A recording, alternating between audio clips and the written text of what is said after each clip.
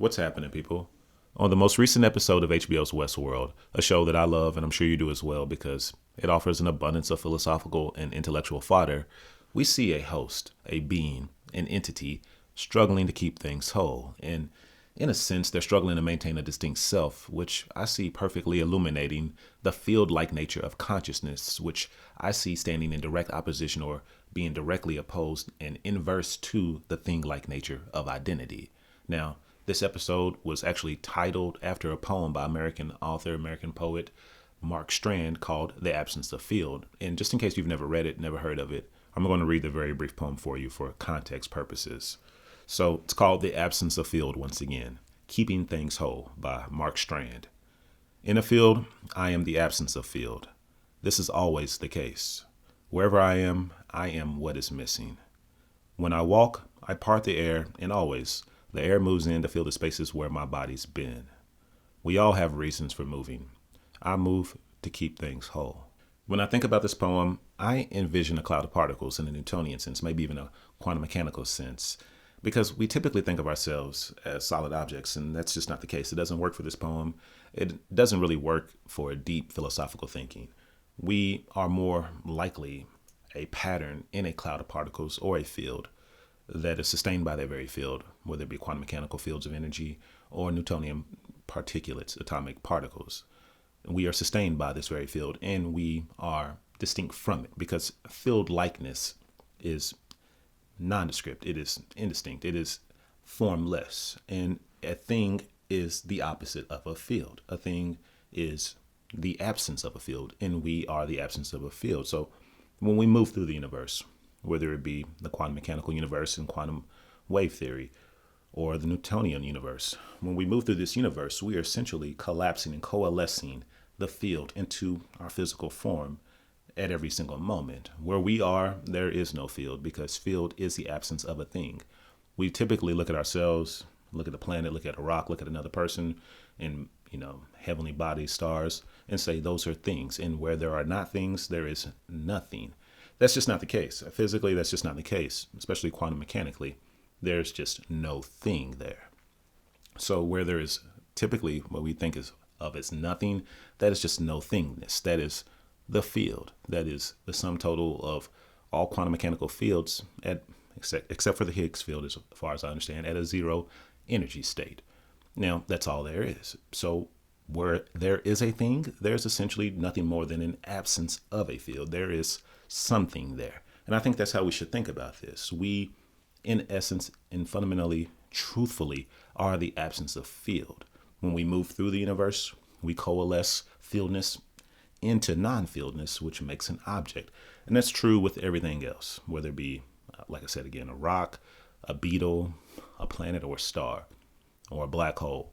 We are fundamentally the absence of field. And if you want to look at it at a higher level and you look at the universe, just look at planets, look at human beings, look at stars, look at solar systems and galaxies as carving out. Look at the field, look at space as being the thing that is true and real. And all of the places where there is no pure space, no empty energetic space, no energy-less space, you have things. And those would be galaxies, planets, carved, cut out of the field-like nature of the universe. Now, we typically look at it from the opposite. We look at it from the non-fieldness and look at and see there's no thingness out there quite a bit because we are things and we're looking for other things that match up to us, the solid objects. So that's what we're looking for, solid coalesced objects in this universe, which is why we typically think of the universe as being vast and empty.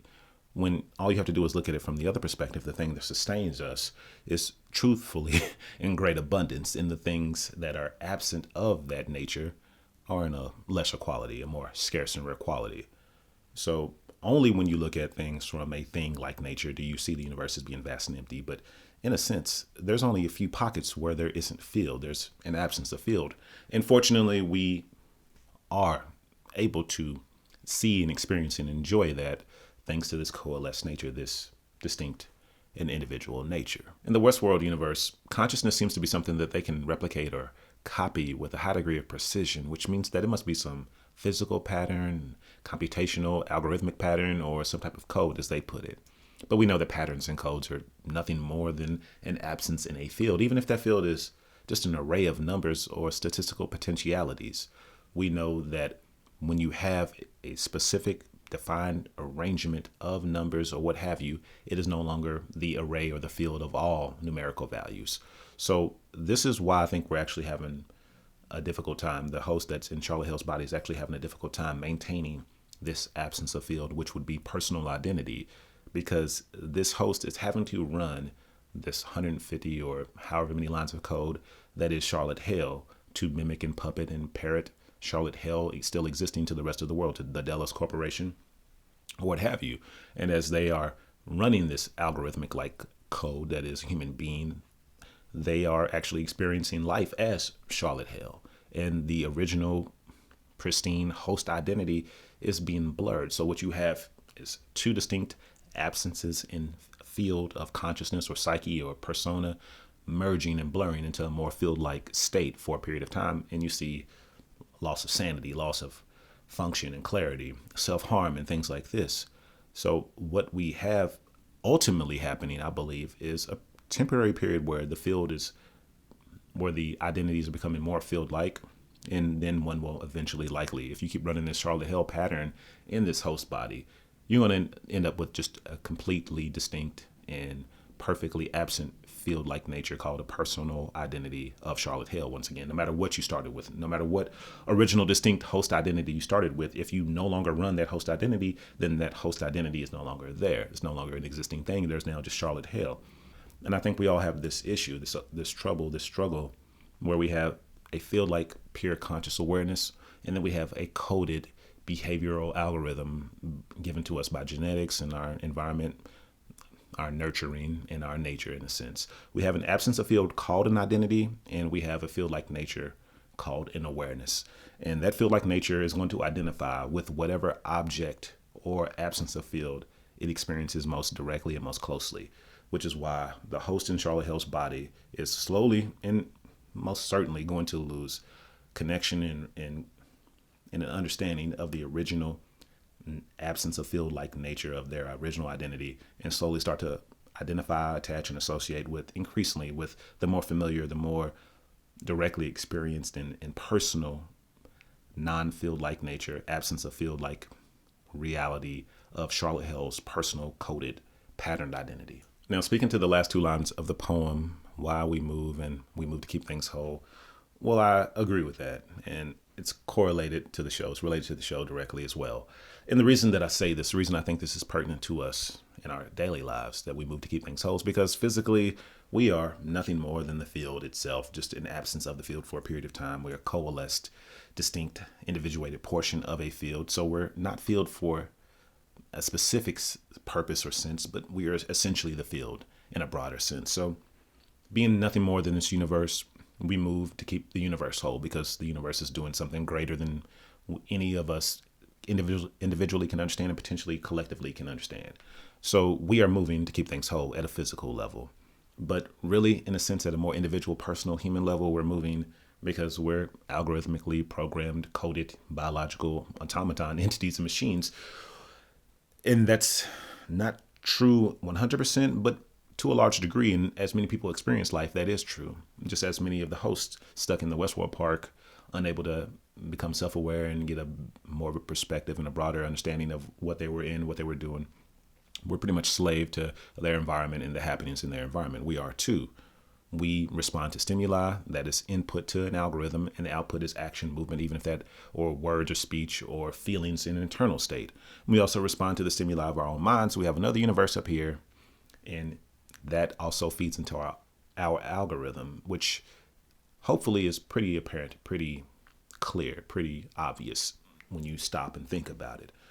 One of the greatest inputs to the human algorithm is fear. If you want to think about it like this will cause people to move pretty much consistently throughout time and space. No matter who you're talking to, no matter how old you are, if you scare someone enough, there will be action, there will be a response. And that's probably true for every other life form. So I have another video on this, so I'm not going to get too deep into why we move and whether or not we can rewrite our code. But the answer to the question as to whether or not we can rewrite our code and whether or not we are slave to what we have been programmed with is something that I'll get into another video. But the answer is pretty much yes and no. We are able to rewrite our code in pretty much the same way that a host is, just in a slightly different sense. We have a slightly different mechanism or a way to achieve host level power over our programmed happenings, to step outside of those and no longer be slave. So we move because we are algorithmically programmed, coded biological automaton.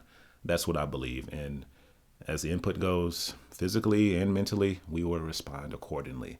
And in a sense, if you take, the higher level minded, conscious awareness, spiritual sense of a human being or being out of it, then physically we move to keep things whole because we are a part of this physical universe.